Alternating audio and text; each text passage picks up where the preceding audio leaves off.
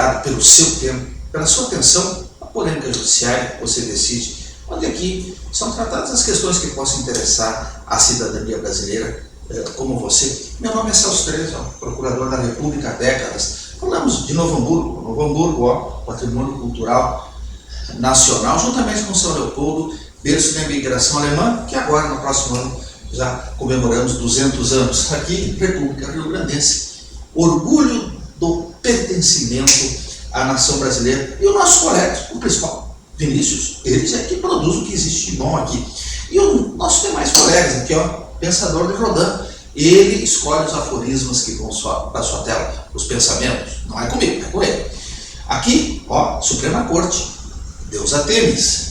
Lá, Deus Hermes, hermenêutica, interpretação, vigilante, se a Suprema Corte está ou não aplicando corretamente a lei. E aqui, o nosso guardião do pretório Celso, o gaúcho, o laçador, né, em bronze maciço. Bom, e qual é o tema de hoje? Qual é o tema de hoje? Está lá, Black Power, está lá, racismo na história do Brasil, as causas diversas e na lei 14.532, é o que consta ali do seu card, que já está aqui na sua tela. O que significa isso? Então, vou fazer um breve histórico ali da legislação dos crimes de racismo no Brasil, para nós termos uma ideia contextual. E as causas diversas, porque nós vamos ver que se introjetou no racismo uma série de causas que têm a sua importância, elas não são irrelevantes, mas elas são incomparáveis com o racismo. Então, agressões por razões religiosas, agressões aos homossexuais, transexuais, agressões aos portadores de deficiência física ou mental, agressões aos idosos.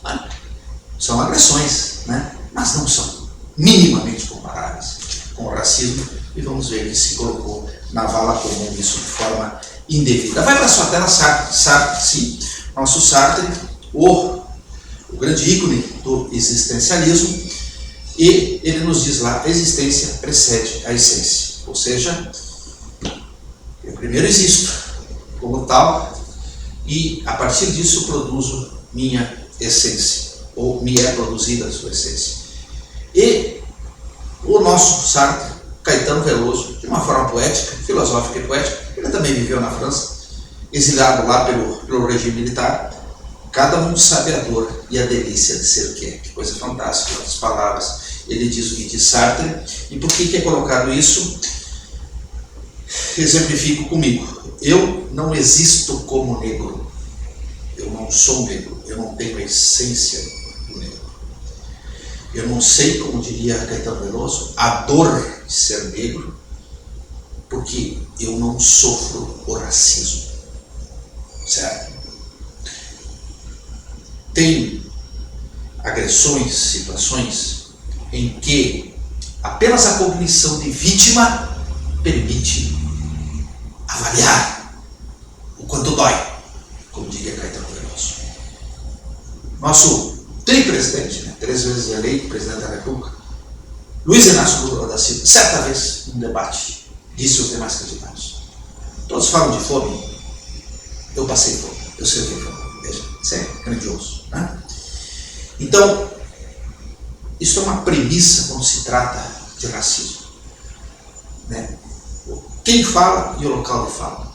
Eu tenho uma filha negra, mas eu não sou negro, certo? Então, sempre que tratarmos desses temas, tenhamos em mente isso. Nós temos uma identidade de racismo no Brasil. O racismo do Brasil tem uma identidade própria, que é o negro, porque nós somos a nação mais escravocrata da história da humanidade. 5 milhões trazidos da mãe África, milhões aqui nascidos.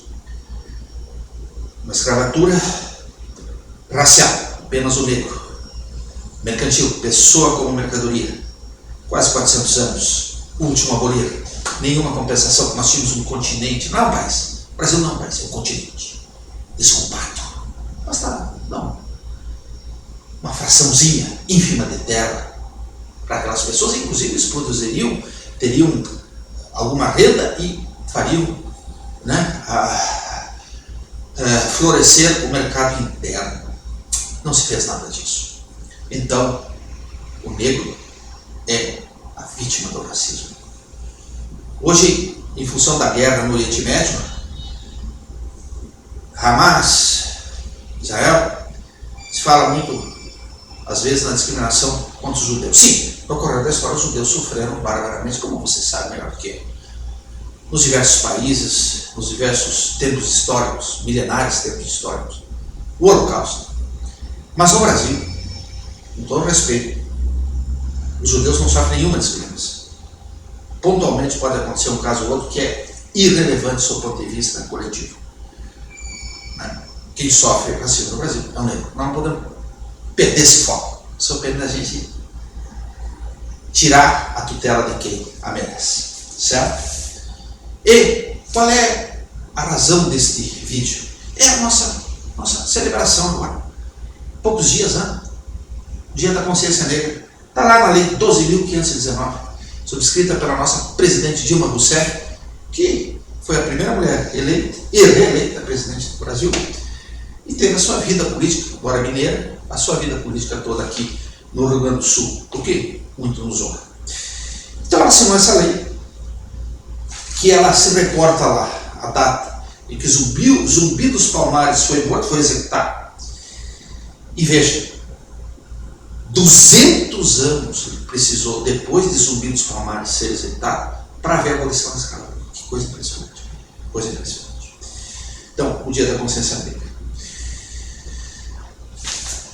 Vai para a sua tela Darcy Ribeiro, o imortal Darcy Ribeiro e o povo brasileiro. E vai para a sua tela, sua assertiva, uma das suas tantas do Brasil, um país a acabar com a escravidão, tem uma perversidade intrínseca na sua herança, que o torna a nossa classe dominante enferma de desigualdade dentro desse caso. Que coisa! Isso aqui é para ser enquadrado mesmo, né? Em bronze, até terra. E aí, uma observação, todo mundo diz, né? Se ouve, não, no ensino federal, superior ou técnico, nós temos cotas para negros. Tem mesmo. As cotas lá, observa o que diz a lei. A lei não diz isso. A lei diz o quê? A cota é para quem é ingresso do ensino público e os carentes sociais. E aí, dentro disso, você faz uma representação com os negros, geograficamente, de acordo com o que dizem as estatísticas de cada região do país. Mas quem é que foi escravo no Brasil? Foram os que vieram do ensino público e os carentes sociais? Não, foi o negro, né? É melhor que nada, é óbvio que é melhor que nada. As cotas são importantes e elas estão tendo um efeito importante também. Agora, isso é um drible nas cotas. É um drible nas cotas. Então, para observar bem isso aí. Vamos agora adiante para as leis da lógica jurídica, aquelas que são irregulares. Não é da lógica jurídica, é da lógica humana, das nossas vidas. Vem aqui um ícone do liberalismo, está ali uma síntese biográfica dele, o nosso Friedrich Hayek. E essa assertiva ontológica há sempre uma relação inversa entre autoridade governamental e liberdade individual. Há sempre uma relação inversa. A autoridade do governo se levanta, a liberdade individual de vocês, da sociedade, se assenta.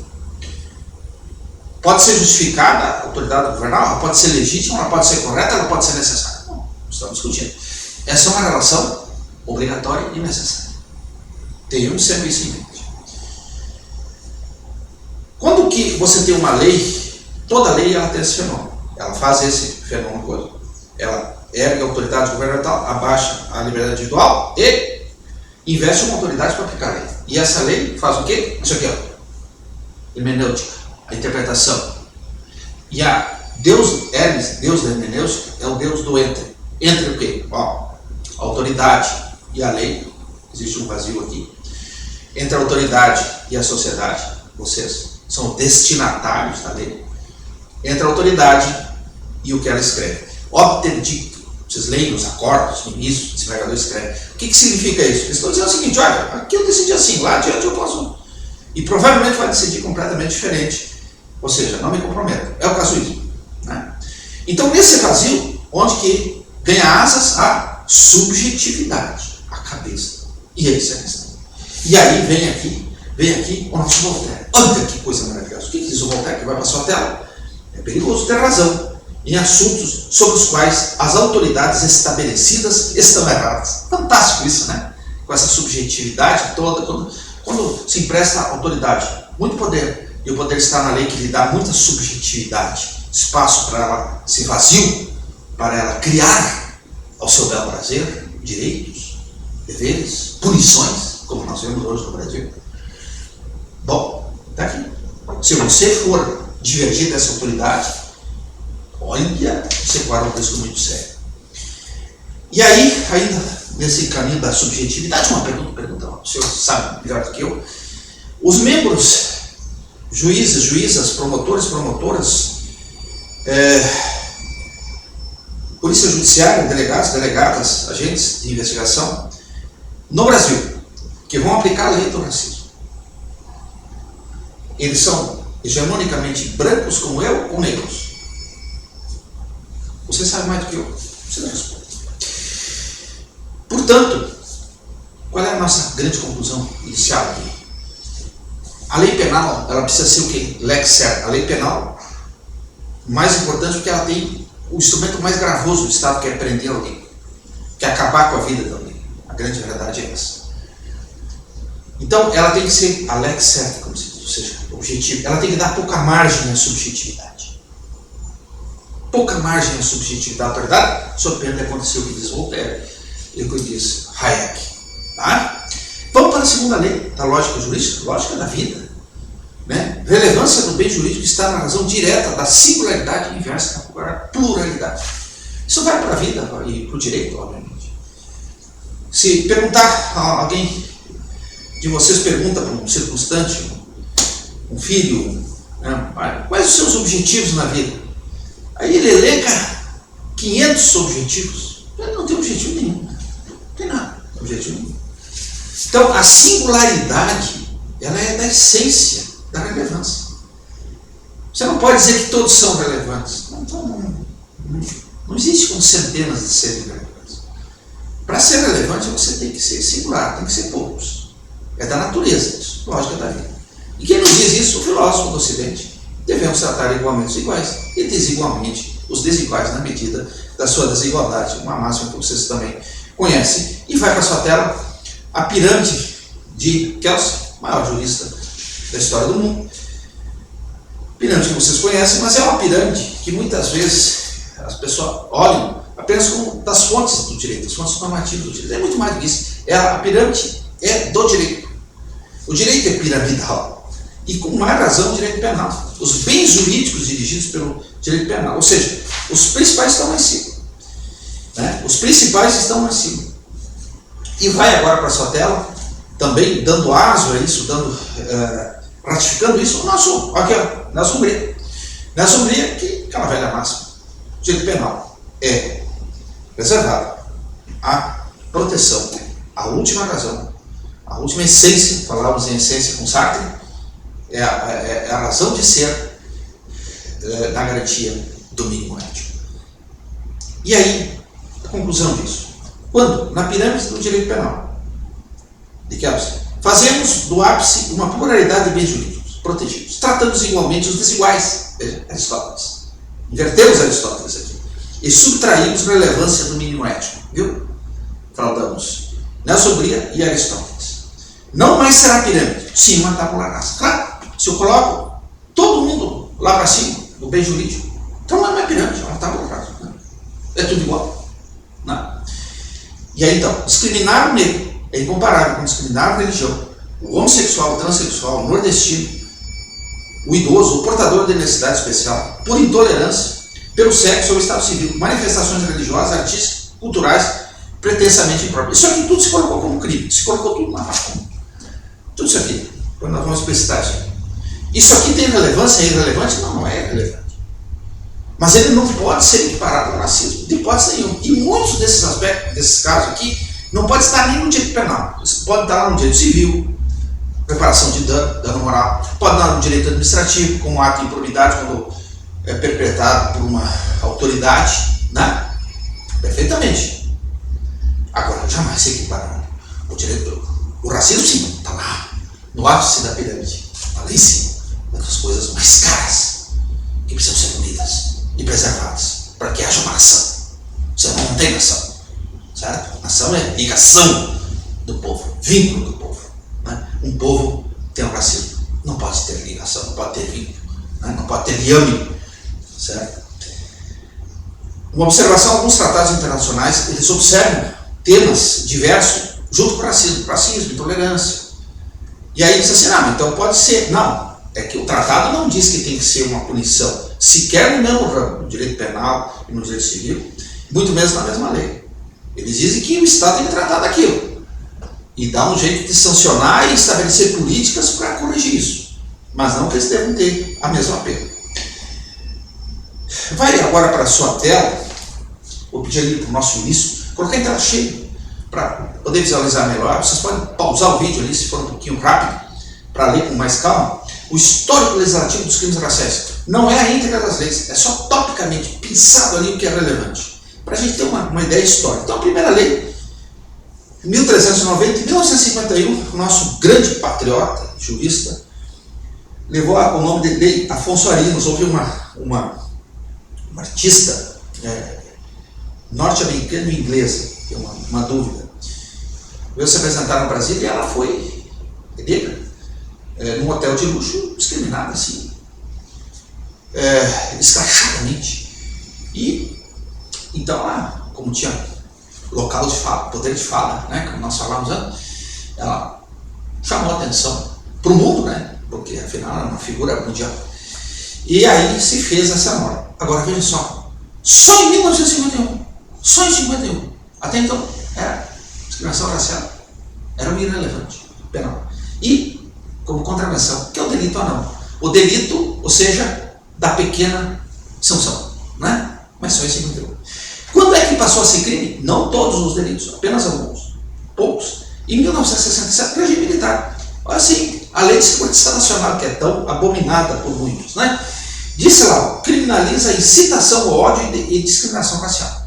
Então, esses duas condutas passou a ser crime. Mas só essas duas, as demais continuaram como contravenção. Aí vem a ONU, a Convenção da ONU, que o Brasil subscreve em 1969, decreto do presidente Médici. Eu chamo a atenção ali, que está na sua tela, que diz lá, compromete-se em adotar todos os meios apropriados. Isso é uma coisa que nós vamos ver. Ou seja, todos os meios, não é só a repressão criminal. Repressão criminal, a tutela do dano moral, do dano cívico, todas essas áreas aí. E o outro aspecto que eu chamo a atenção nessa convenção é que ela consagra para estes povos, essas etnias, essas pessoas, que são, no caso, essencialmente no Brasil, os negros, indígenas, em segundo plano, do ponto de vista da representação populacional, que sofrem o racismo, que eles tenham lá preservado seus direitos civis, de liberdade de pensamento, de consciência, de religião, liberdade de expressão, os direitos culturais. Eles devem ser preservados seus direitos. E nós vamos ver que hoje, com a legislação que está aí, foi criminalizados esses direitos. Direitos, dependendo da subjetividade da autoridade, eles podem ser criminalizados. Veremos logo adiante. E em 1985, Lei 7.437, então veio a Lei KO e a dita na contravenção da discriminação racial, discriminação por sexo e estado civil. O Brasil só teve divórcio, como vocês melhor sabem, nos anos 70. Né? E a mulher era muito assim estigmatizada, que era desquitada, se dizia isso. Aí se colocou lá, por favor, né? Vamos um pouco mais isso, como assim? Pois se colocou junto. E aí, agora recentemente, subscrito pelo presidente Jair Bolsonaro, tem muita gente que esquece ou não quer citar, não cita que foi o presidente Jair Bolsonaro, que subscreveu a adesão da Convenção Interamericana contra o Racismo e Intolerância, que teve lugar na Guatemala, e que foi aprovado no Congresso Nacional como emenda constitucional. Ela vale como Constituição. É uma coisa de um Estado só. Mas eu chamo a atenção para uma coisa. Ela dá uma objetividade para o racismo aqui. Ela não é uma vaguidão. Ela diz distinção, exclusão, restrição, ou preferência. Não é pouca coisa. Não é o que diz a lei que nós temos ali, que você já vê colocados também na sua tela. Qualquer atitude de constrangimento, não tem nada a ver. Isso aqui não tem nada a ver que colocaram na lei com o que está na convenção. E essa mesma convenção estabelece lá, reparação justa nos âmbitos civil e criminal. E aqui é isso. Não se tem uma tutela contra o racismo, e mesmo essas outras discriminações que introjetaram dentro do racismo, como é a homofobia, a transfobia, né, contra o portador de deficiência física ou mental, nas outras searas que podem ser muito mais eficientes que a criminal. Na reparação do dano moral, tinha que ter uma tutela específica. Relação de trabalho, relação trabalhista. Mas é evidente, isso tem muito. Né? Você precisa ter ali uma tutela própria do racismo e essas outras discriminações. Na improbidade administrativa, o Brasil resolveu o problema da improbidade administrativa. Eles recentemente agora atoraram a lei de improbidade, terminaram com a improbidade que não seja dolosa e tal, então resolveram, vamos ter mais improbidade. Eu deveria ter improbidade por discriminação, isso é óbvio, por agentes públicos. Na legislação dos servidores públicos, dos agentes públicos, de todos os níveis, a magistratura, do Ministério Público, dos funcionários, de todas as carreiras, todos os níveis do governo, é óbvio que deveria ter. Né? E não temos. Então, ela diz lá, né? Seria muito, até mais eficiente muitas vezes que a penal, diz. Então vamos lá e finalmente chegamos à lei 14.532 com a alteração que ela fez na lei 7.716. Vamos lá, ali tem, eu destaquei que a religião, a procedência nacional, etc. e tal.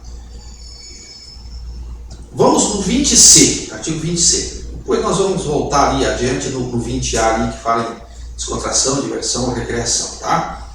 Mas veja só, o que se criminalizou? Se disse assim, a interpretação desta lei, o juiz e tal.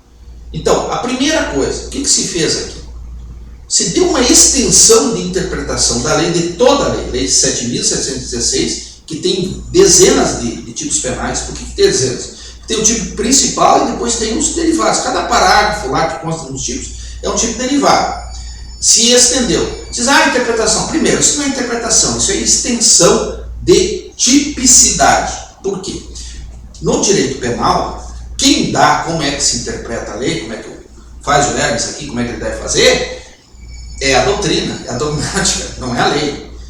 Né? Ele que diz como deve ser feita a interpretação, que é restritiva, etc. Tem uma certa regra. Tá? Quando a lei fala de interpretação do direito penal, ela regra geral, o que ela vem fazer? Ela vem excluir, aí sim, excluir a tipicidade. Exemplos, esses famosos atos antidemocráticos contra o Estado Democrático de Direito sendo julgados no Supremo Tribunal Federal, tem lá uma cláusula do Código Penal explícita que diz que a reivindicação política, social, etc., da população não pode ser enquadrada como tal. O Supremo não tem dado muita relevância a essa excludente, mas ela está lá. Nos crimes de tráfico, nos crimes de terrorismo também tem uma cláusula lá que exclui essas reivindicações coletivas, etc. Muito bem. Então é para excluir. Agora, para incriminar, não, porque aí não é norma de interpretação, é extensão de tipicidade. Entendeu? Ela estende a todos os tipos penais a incriminação por qualquer atitude, observa bem, qualquer atitude que cause na pessoa constrangimento, humilhação, vergonha, medo ou exposição indevida. Eu não encontrei nada parecido disso na legislação, só me ocorre o tipo penal, a extensão, de tipicidade da tentativa. Você sabe melhor que eu que o crime, ele individualmente não prevê a forma tentada nos tipos penais. É a parte geral do Código Penal que o faz. Se ela não houvesse, como seria punível a tentativa. Então ela é uma norma incriminadora aplicável para todos os tipos penais. Pois isso, como disse, se fez aqui. Porque se aplica a todos os tipos penais.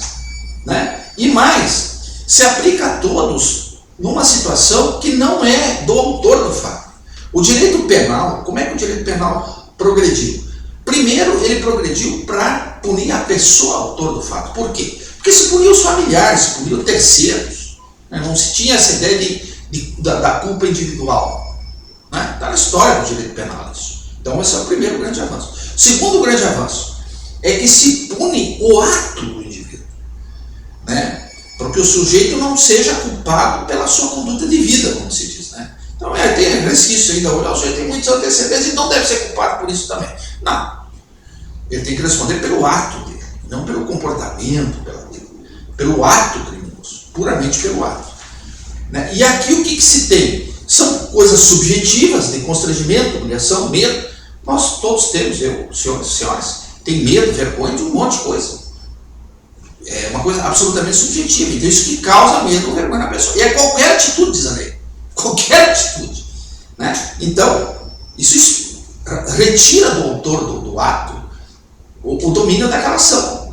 Como é que eu vou saber lá o que refletiu, vergonha, medo, uma coisa subjetiva de terceiros. Não está no âmbito de domínio dele. Né? E o segundo, a lei ainda vai além. Ela diz assim, ó, que o juiz deve fazer uma análise da conduta que usualmente não se dispensaria a outros grupos em razão da cor, etnia, religião, procedência. Então, ou seja, que ele teve um ato que aquela coletividade normalmente não faria aquilo com outras etnias, com outras pessoas de religião, enfim, de procedência nacional, ou homossexual, heterossexual, e assim por diante, né, de acordo com o seu gênero ou a sua sexualidade. Ora, não é ele também, é a coletividade, ele não tem que responder pela coletividade, essa coletividade não pode ser estándar de comportamento para ele. Se agiria assim ou não, ele não tem controle sobre a coletividade, tem controle sobre os seus atos, e só apenas sobre os seus atos ele pode ser punido.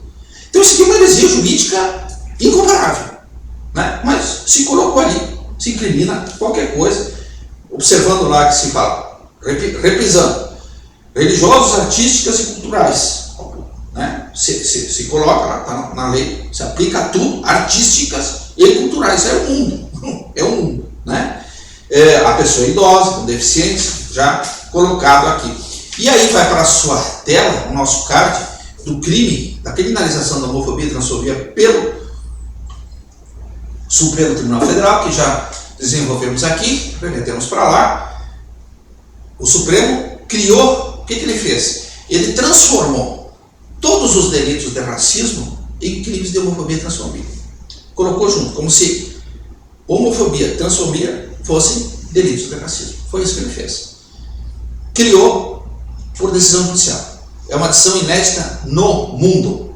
Tanto é que ele não cita nenhum precedente. No mundo, não existe. O judiciário criar tipo penal. A reserva da lei na criação de crime é da civilização humana, é imemorial.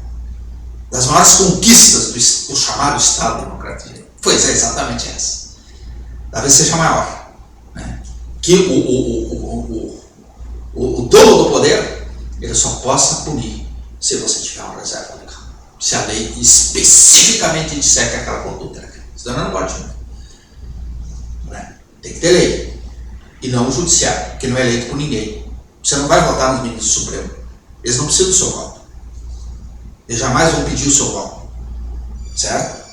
Quem vai pedir o seu voto é o presidente da República e os membros do Congresso Nacional.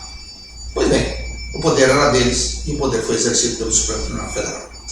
Vai para a sua tela, Sebastião Solveig, contemporâneo aqui de Nelson Murilo, grande jurista aqui, nosso vizinho, e ele enuncia o que é lex certa, o que é lei certa.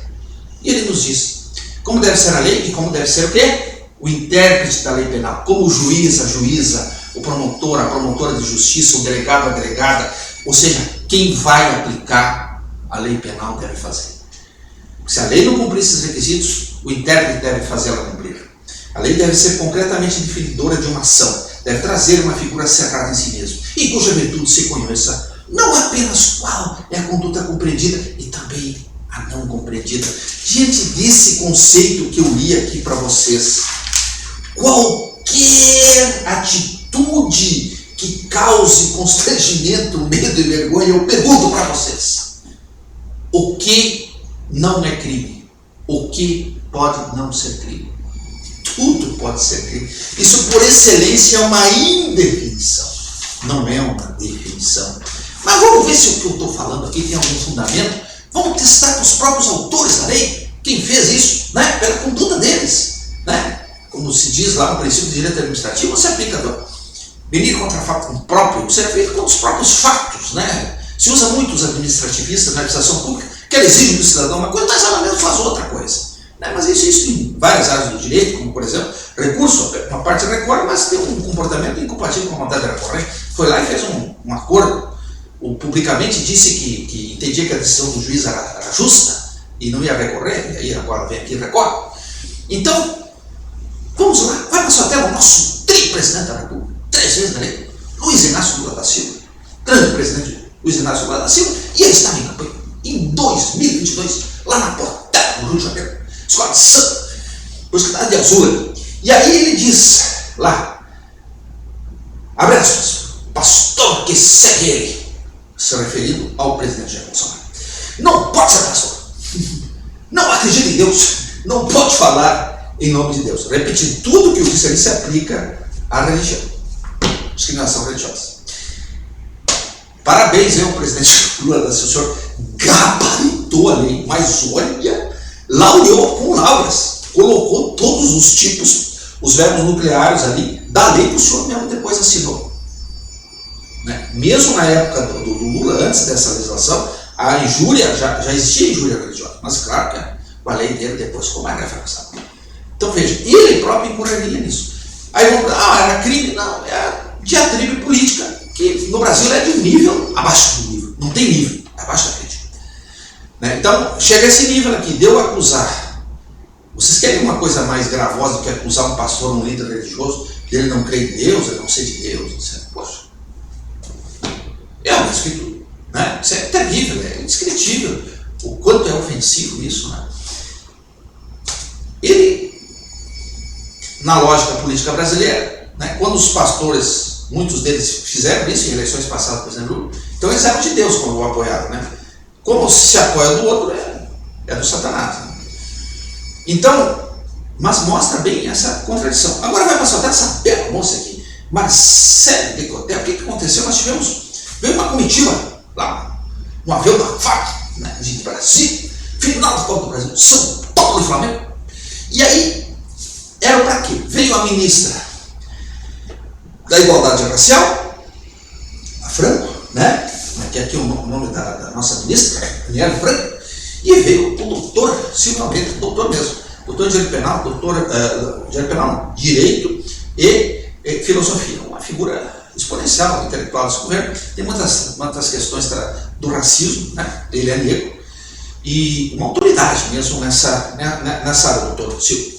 E foram assinar um protocolo com a CBF lá de combate ao racismo. Então, vê a situação. E aí vai essa jovem, vai para a internet lá, de público, eles fazem a coisa de público, assim, não é petit comité, todo mundo fica sabendo. E aí, numa linguagem, eles dizem neutra, eu digo hermafrodita, né? Mas dá para entender. Então disse ela em público, torcida branca, se referindo à torcida do São Paulo, que ela é flamenguista, né? Torcida branca, que não canta, descendente de europeu safado. Pior de tudo, pauliste. Bom, parabéns também. Essa superou até o presidente Lula, porque todos os elementos do tipo penal estão presentes. Tudo aqui. Ó. Ofensa moral, né? O safado. Europeu, aqui, ó. Origem internacional. Origem nacional, paulista, discriminação. Crime, está tudo lá na vala comum, né? Torcida branca, fenótipo, racismo e tal. Muito bem. Isso é, então, aprender em flagrante, tá? Não. Isso aqui para mostrar como que está enquadrado na lei. Dá para pegar, ó, delegado, levar pelo colarinho. Esteja preso, como se diz na literatura policial. Ela, o que ela quis dizer? Que aduziu São Paulo porque os estados foram elitizados. O negro, que socialmente é marginalizado, não tem dinheiro para pagar ingresso. Só que se ela fosse um pouquinho coerente, óbvio que ela não poderia estar exercendo o cargo que estava, foi demitido depois. O Flamengo na época do Zico, tinha 150, 200 mil pessoas no Maracanã. Tinha negros. Tinha Geraldinos. Hoje tem 70 mil no máximo. É público de teatro, são brancos. Por quê? Porque socialmente o negro não tem recurso para assistir. Mas se ela fosse preocupada mesmo com os negros no futebol, ela torceria para o Vasco da Gama. Esse sim é o Black Power. Construiu um estádio e foi enxotado da Liga do Rio de Janeiro, porque queria o quê? Que os negros estivessem no time e não abria mão. Isso é época extraordinária e não consta do hino do Vasco da Gama. Meu Deus do céu. É outra coisa que não dá para explicar. Mas em 2005, vamos lá, governo Lula também. Vamos ver, continuamos testando com o próprio governo. Então a Secretaria Nacional de Direitos Humanos, que era, hoje é Ministério, hoje é a Secretaria do Ministério da Justiça, então ela editou, olha o que eles chegaram, a cartilha politicamente correta. Depois o Lula, né, foi surpreendido com aquilo, ele mandou revogar, uma bobagem. Mas isso é revogável. Por quê? Porque isso é um juízo de valor axiológico, que o Estado já deu. Depois que tu exerce o juízo de valor, é como em relação a uma pessoa. Se eu diz, olha, o sujeito é um desqualificado, né, um zero à esquerda, etc. Não pode, não, às vezes agora me desdisse, aquele juízo já foi feito. Né? Então, e condenava então expressões do tipo, caipira não pode, ofensivo. Comunista, curioso, não pode. Menor de idade, também não. Estaruço, farinha do mesmo saco. Fascista e nazista. Curioso que não podia usar, né? Mas contra o Jair Bolsonaro, o presidente Jair Bolsonaro, usaram assim, abusivamente, né? Ele podia. Farinha do mesmo saco. Funcionário público, sabe o que é ignominioso, né? Gringo, isso aqui é um gringo. Índio, ladrão, não podia. Malandro, Zeca Pagodinho, Bezerra da Silva, não pode usar. Maria vai com as outras.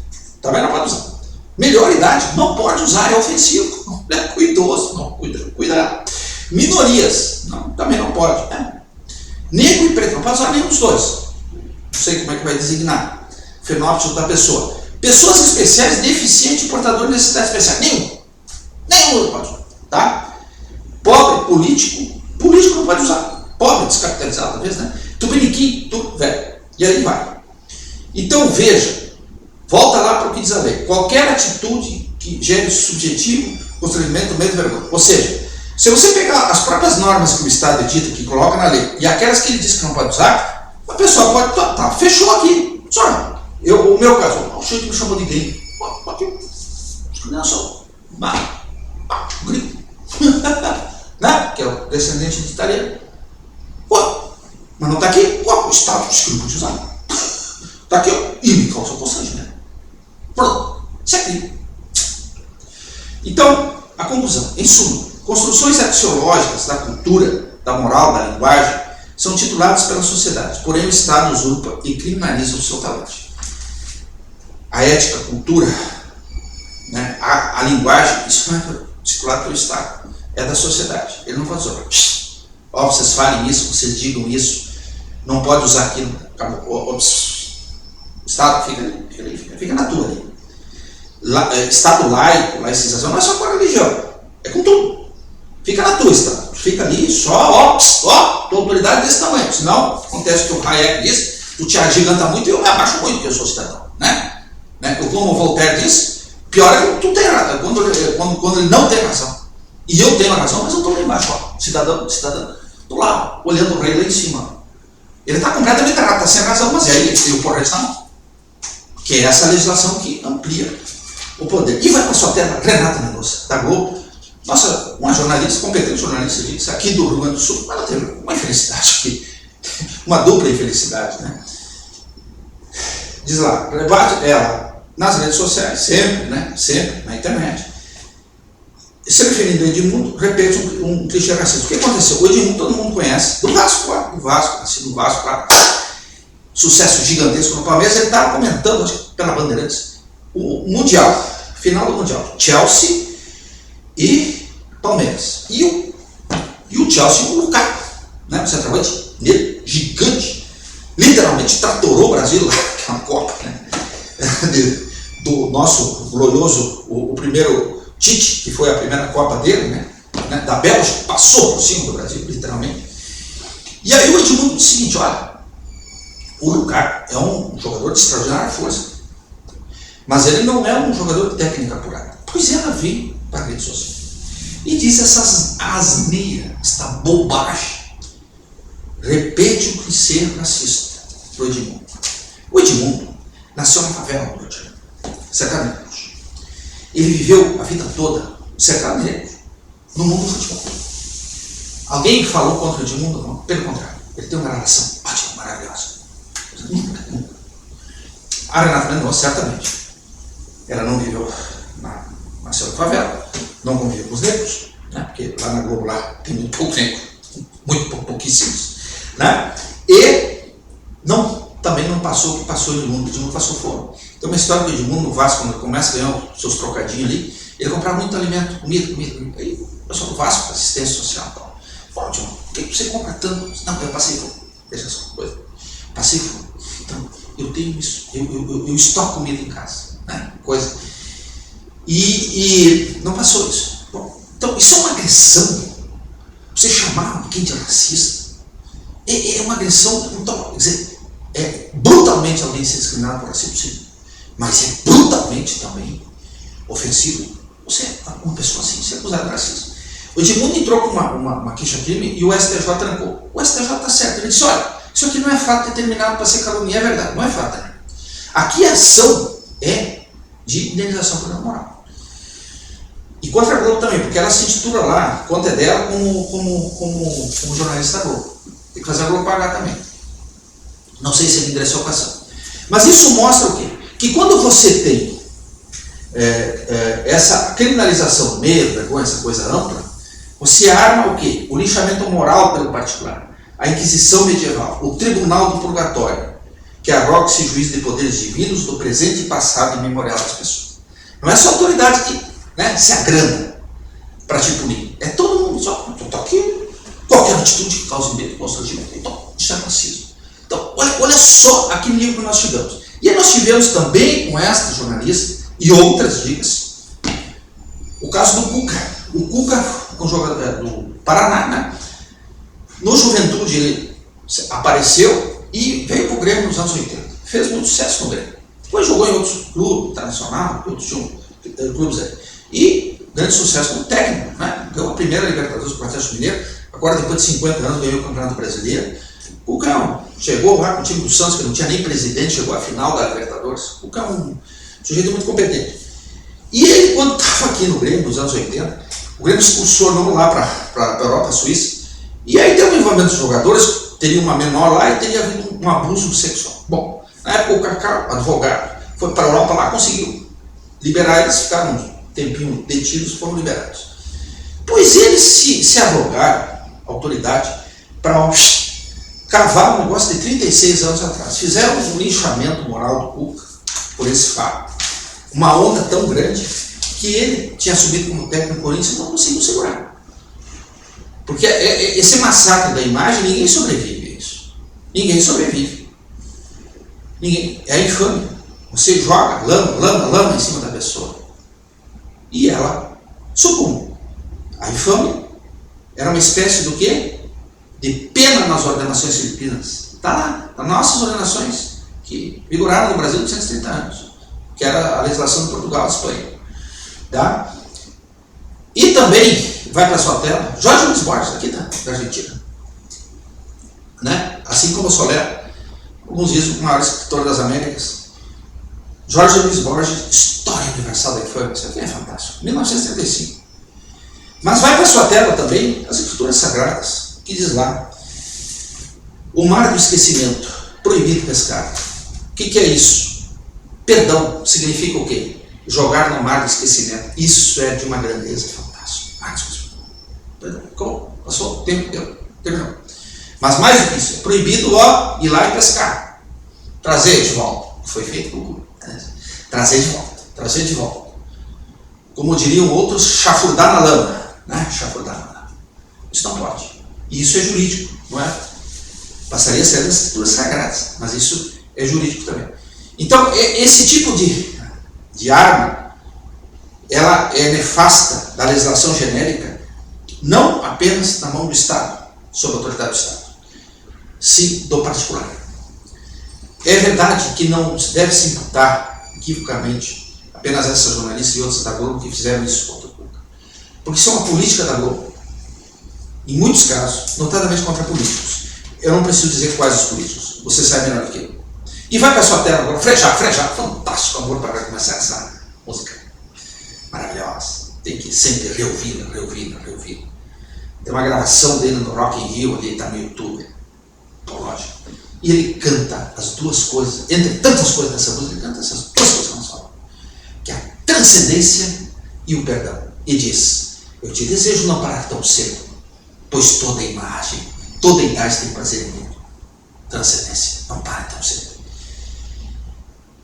E o perdão, e para os que eram feio bastante, que você saiba ser tolerante. Viu? Convenção contra a intolerância. É muito grande essa ideia de tolerância. Muito grande. As pessoas que normalmente ficam, né, só intolerante contra o delito, estou cobrando aqui. Ele é um quê? Um intolerante com a pessoa. Né? É uma pessoa. Vai para a sua tela agora, essa figura fantástica, Wilson Gomes. E o seu artigo que vocês precisam, né? Fora de São Paulo. Olha o título: excomungados, banidos e proibidos. A nova era da intolerância. Antológica. Isso tem que enquadrar. Leia lá esse artigo. O tema que nós estamos tratando. E aí, dentro dessa linha que nós estamos aqui, nós temos o quê? Porque o artigo 20A, tá? Vou reprisar ele aqui, ele estendeu tudo isso aí que nós estamos falando para todos: racismo, religião, todos aqueles temas ali, até Estado Civil. Descontração, diversão ou recreação. Criminalizou tudo. Na verdade, tudo que é todos esses programas humorísticos, eles estão criminalizados.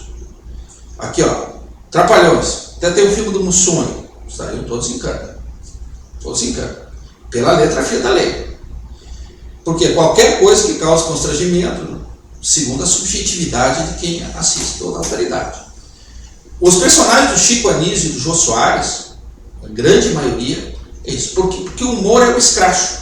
Vocês não vão ver uma beldade, uma atriz humorística que é top model, fazer sucesso. Não vão ver. Assim como não vão ver um galã de cinema fazer sucesso. Masculino. O humor é escracho e está explicado filosoficamente. Adiante nós vamos falar alguns filósofos aqui que eles explicam isso. Entre eles, Carlitos explica isso. É o escracho. Né?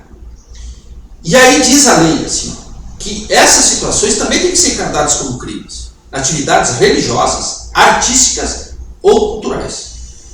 E esportivas. Aí, o sujeito xinga o jogador no campo lá com o macaco. Tá, isso é racismo. Claro que é racismo. Agora, dentro do campo, por exemplo, a pancadaria agora solta. Né? A pancadaria, literalmente falando, é um xinga o outro, xinga a mãe do outro, a mãe do juiz, não sei. Isso é do esporte. Isso é do fragor ali. Né? E ali qualquer coisa, o cara pode chamar de velho, que é contra idoso. O jogador que nós temos, jogador de 40 anos jogando aí, né? Você, dependendo, que é o dolo. E aí, uma questão básica de direito penal, que é atropelada aqui, que o dolo de racismo é por natureza avesso à descontração, diversão e recreação. Ora, se tu tens um dolo de crime, você não vai ter descontração, diversão e recreação. São coisas incompatíveis. Se eu estou brincando com alguém está brincando comigo, vou falar com o gringo lá, que disseram que é ofensivo. Seu prego! Isso é a vida toda. Ninguém interpreta isso como ofensivo. Mas vamos lá. O sujeito está brincando. Mesmo com os negros, né? O crioulo, né? Aqui no sul, historicamente, o crioulo nunca foi considerado ofensivo. Na América Espanhola era o quê? Filho de quem? Dos europeus nascidos aqui, dos negros. Dos europeus nascidos aqui. Era o sentido da América Espanhola. E aqui os filhos de negros nascidos aqui. Mas não tem sentido ofensivo. Não tem sentido ofensivo. Se o sujeito está brincando, etc., como é que vai ser racismo? Pois a lei diz que é. Né? Então, quem propôs isso tinha boas intenções. Mas como? Ele não tinha os caminhos, os instrumentos. E com os caminhos errados, as boas intenções acabam aonde? No inferno. É por isso que se diz boas intenções no inferno. Vai para a sua tela ali um dispositivo, né, fundamental na Constituição da República, está nas liberdades públicas, repetido depois na área no capítulo da comunicação social da Constituição, que é uma pessoa, né, estilizada com a bandeira do Brasil, diz lá que é o CNJ oficial, não sei se foi o mesmo Conselho Nacional de Justiça que publicou isso, mas o texto é este, tá? É livre a expressão da atividade intelectual, artística, científica e de comunicação, independentemente de censura ou licença. Olha, isso aqui é mais do que censura. Isso aqui é a criminalização da expressão artística, cultural. Né? Porque fez o regime militar tinha censura. O que a censura fazia? Impedia a publicação, ou retirava de circulação, livro, jornal, etc. Mas não criminalizava. Né? Não existia crime. Você não podia ser preso por isso. Né? Era simplesmente impedir a divulgação, a publicação. Né? Era por isso. E aqui não. Aqui você criminaliza. Isso é censura da forma mais cáustica possível. E aí tu instala a autocensura, que é o que acontece hoje no humor. Né? Cacete do Planeta, mas o Cacete do Planeta consagrou Gaúcho Viado. Né? Hoje seriam presos. Seriam presos. Né? Então, o que acontece? Esta caracterização de crime ampla significa uma censura. O sujeito não vai mais, posso ser punido. Hoje está assim o humor do Brasil. Tu pode ver que o humor está castrado no Brasil. Essa é a grande verdade. O humor hoje está sem graça. E um pouco humor que tem graça é porque eles fazem vista grossa às autoridades a essa lei. Essa é a grande verdade. Vai para a sua tela agora, um poeta francês, Jean, não arrisco aqui o sobrenome dele, lá do século XVII, né, e ele escrevia em latim, Castiga redem mores, corrige os costumes sorrir. Que coisa fantástica, né? Isso é filosofia, não é poesia.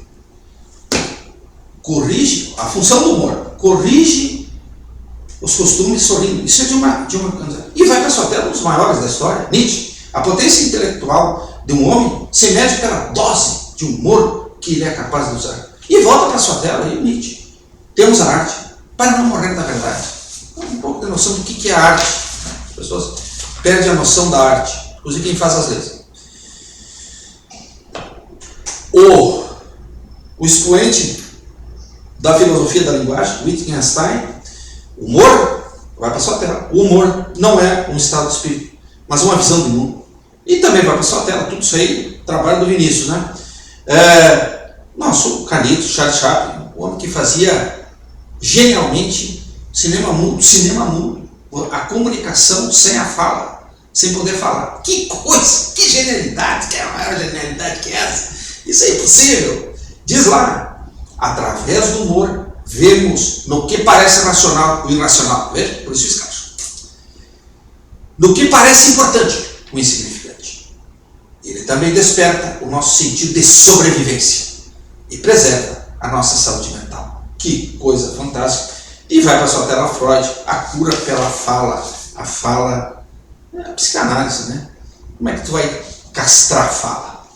O falar. Isso aí, criminaliza a fala. Em última análise é isso que está sendo feito nessa legislação toda. E agora, encerrando, porque já está muito longo. Obrigado pelo seu tempo.